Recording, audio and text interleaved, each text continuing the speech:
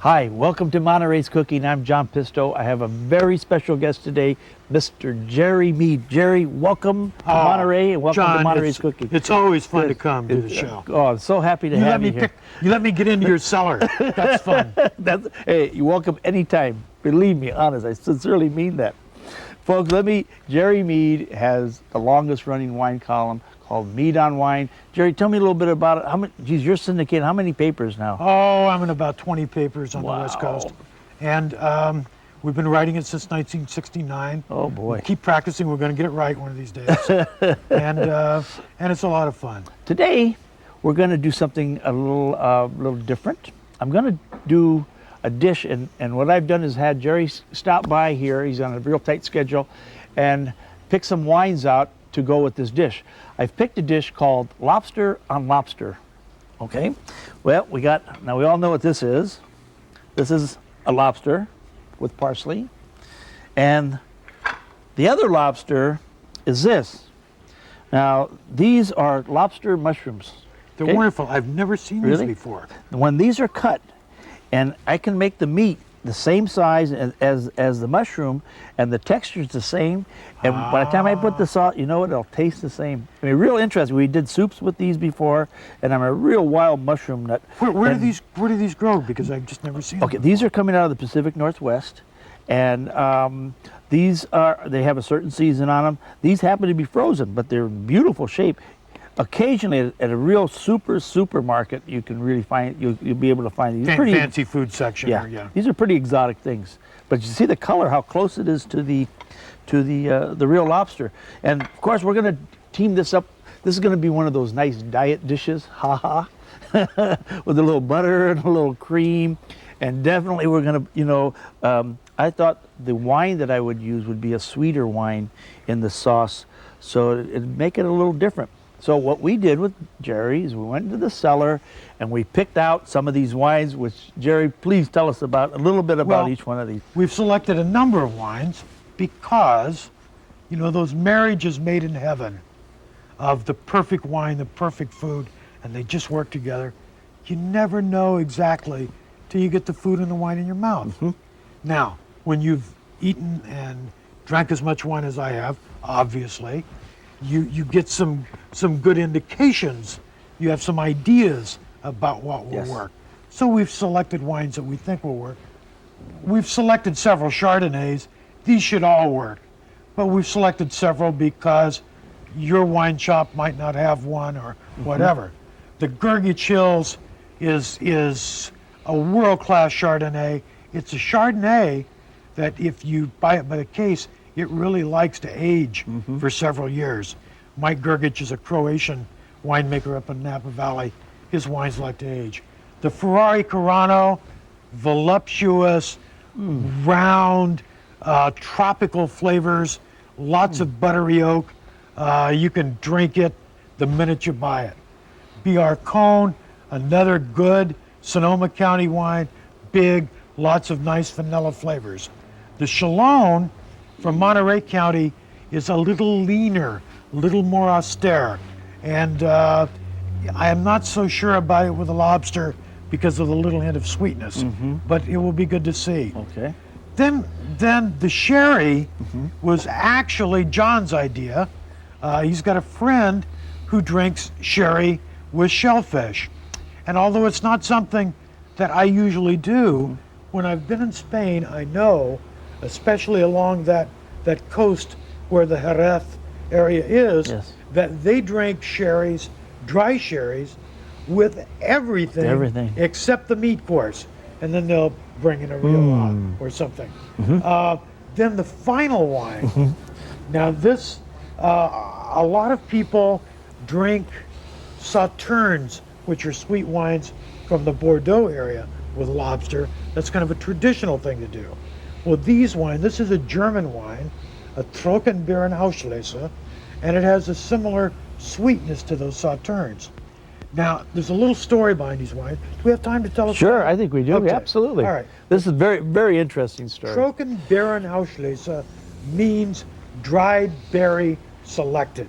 And these grapes are not really grapes when they're picked. They're actually ugly moldy raisins. And there's very little juice. These wines can be a little expensive because they have to be picked by hand, the grapes, and there's not very much juice there. So the wines cost a lot to make. They look ugly to start with. When they come out in the bottle, it's golden. And this mold, which shrivels the grapes and makes the raisins, contributes a flavor that's like honey.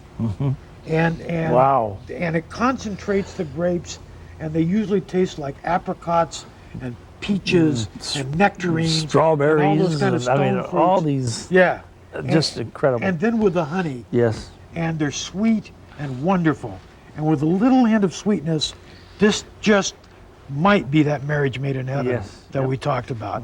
But the Chardonnays will be much easier to find at the wine shop. Well, we're going to be very, very interested in trying these wines out. But I want to thank Jerry for stopping by. I wish I could stay and see how it works. I wish you could too. You promised to tell me. I'll tell you, I swear. Okay, when we come back, we're going to cook this dish.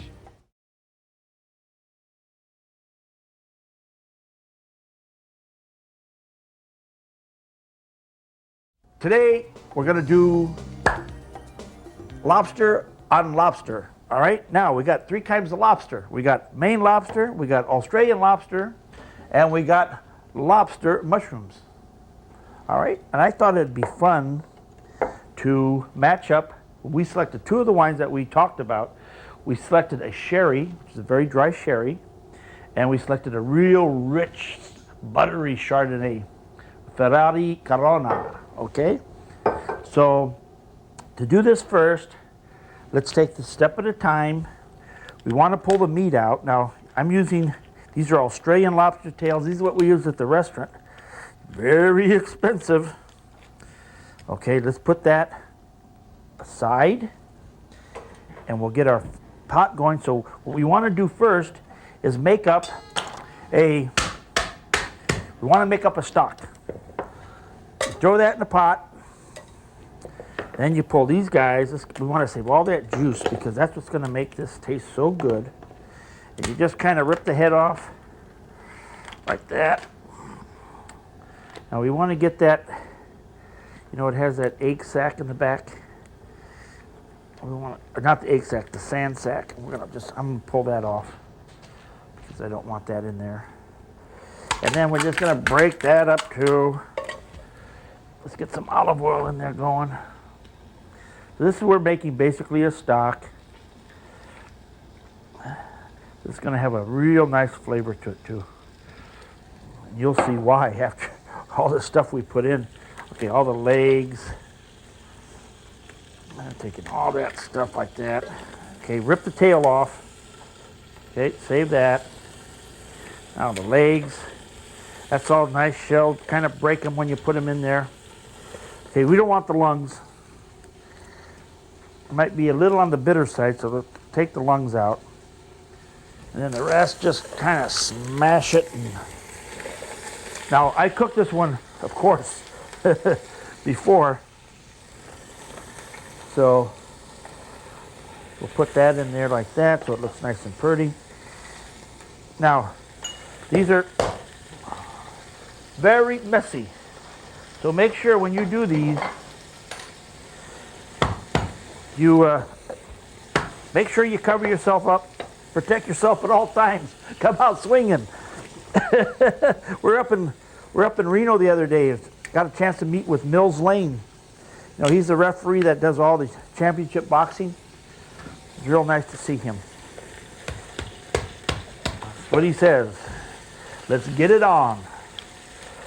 And we're getting it on with these lobsters. Oh, make sure you throw them in here. Okay, save that meat now. Okay, save the meat. Before this gets going too much, let's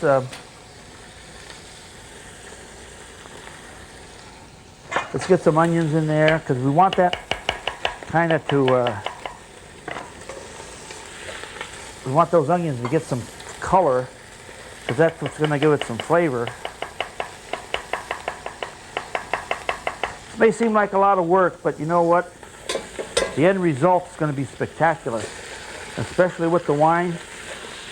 Again, you want to impress your girlfriend? You want to impress your boyfriend? You want to impress your mother-in-law? Whoever. Celery, carrots, garlic,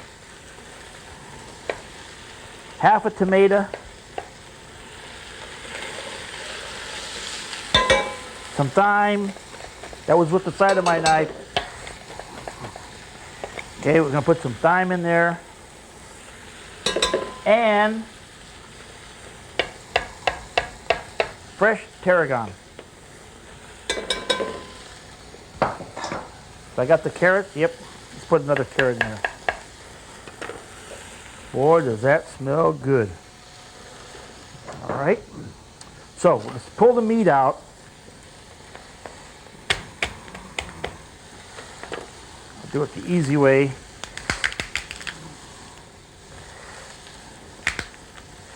You could have your fish guy do this for you, wherever you buy these. Now, see inside here, sometimes there's a vein that has some stuff you don't want. This one's pretty clean.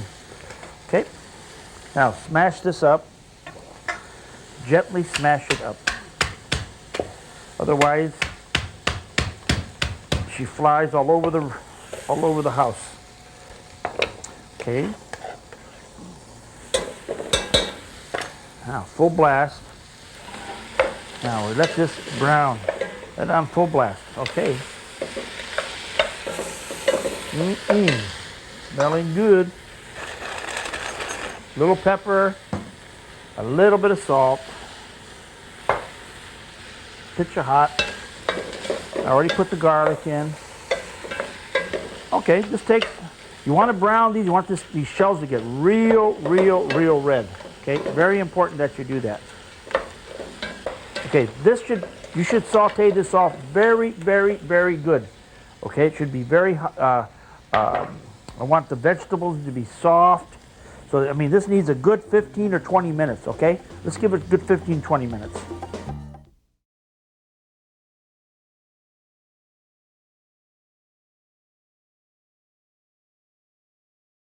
Okay, see how nice this has been cooking? It's been cooking for a while. Okay, now we want a definite flavor. So we're gonna put a little bit of brandy.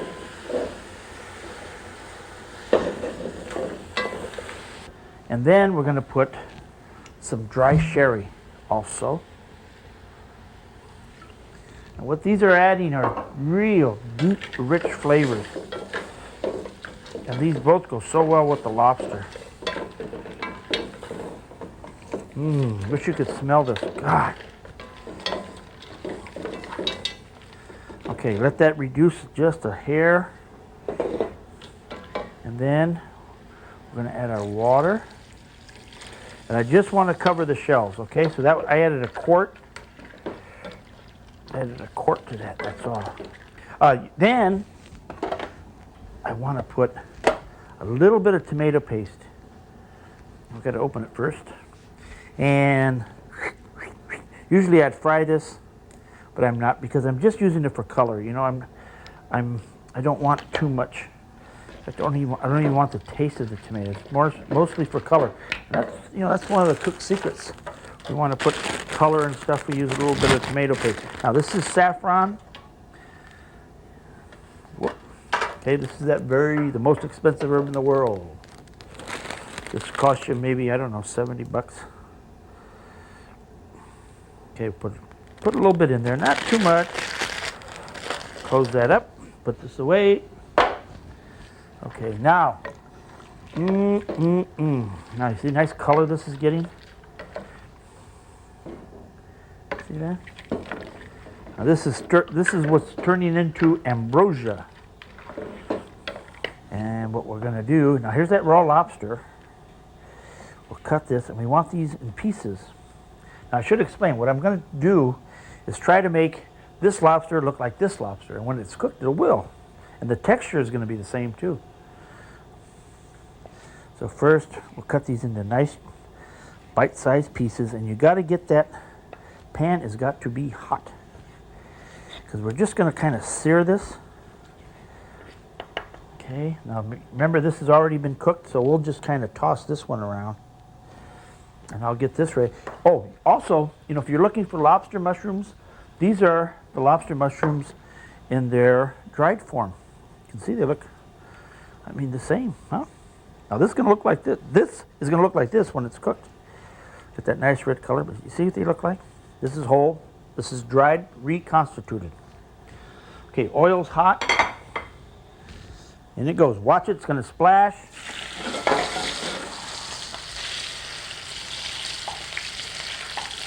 Okay. Put it in there.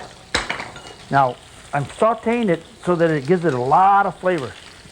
Because if I just threw it in there, it would taste too much like boiled lobster, and I don't want that. Okay? We'll give it a little garlic too. And we're also gonna flame this guy. Okay, do a little pepper. See that? Boy, this is going to be a soup fit for a king or a queen.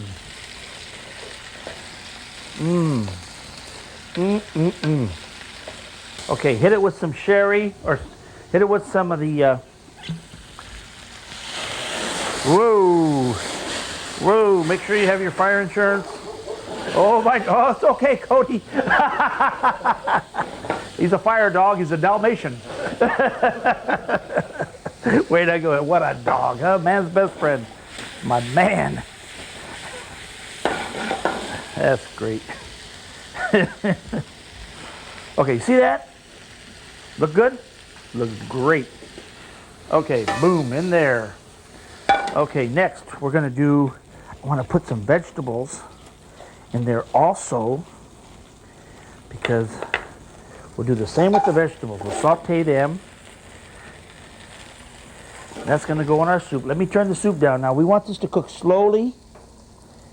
All right. Okay, let's get that out of the way. Okay, some leeks. Look how I'm doing the leeks. We're not putting too much now, because the flavor we want is the lobster. Okay, we're gonna do a little bit of celery.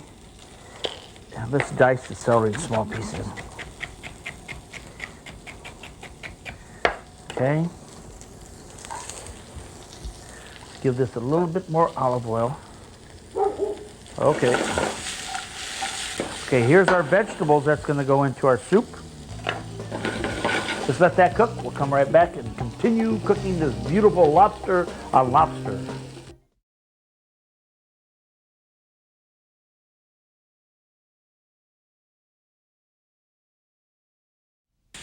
Okay, you see I'm just browning those vegetables.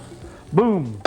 Next thing, I'm just gonna chop this other lobster up and put it over here. In the meantime, let's cut the lobster mushrooms.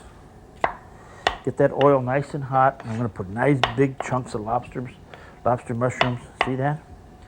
You see this? You don't wanna put it too big. We don't want anybody to gag. Whoa. See that? Doesn't that look like lobster? Yeah, it does. Okay. Then, okay, salt, a little bit more olive oil, and we got to treat this just like the lobster. So that means we saute it. Now wild mushrooms you got to cook real well, folks. So this needs some time. You know, flame it. Looks good. Whoa, looks real good. Crispy. Oh, I know what I'm doing on it. Come on, I've been cooking for 35 years. Haven't burned the house down yet. Okay, right in there. Turn this guy off. Okay, now we need to strain. You see? Okay.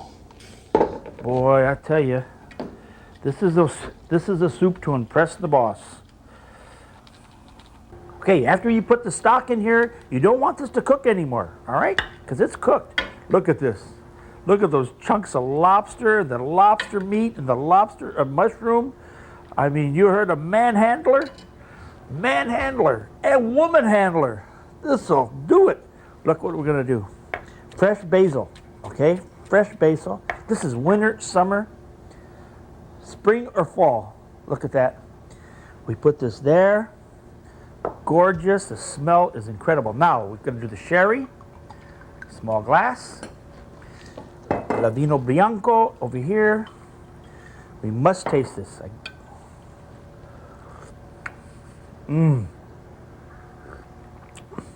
Oh my gosh. Okay.